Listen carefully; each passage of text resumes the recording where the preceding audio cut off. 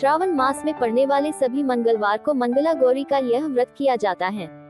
इस दिन महिलाएं अपने पति की लंबी आयु के लिए व्रत रखती हैं। मंगला गौरी व्रत की कथा इस प्रकार है। बहुत समय पहले एक शहर में धर्मपाल नामक एक व्यापारी रहता था। धर्मपाल की पत्नी बहुत सुंदर और सुशील थी।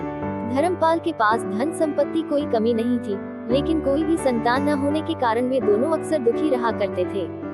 कुछ समय बीतने के बाद उन दोनों पर ईश्वर की कृपा हुई और उन्हें एक संतान की प्राप्ति हुई, लेकिन वह अल्पायु था।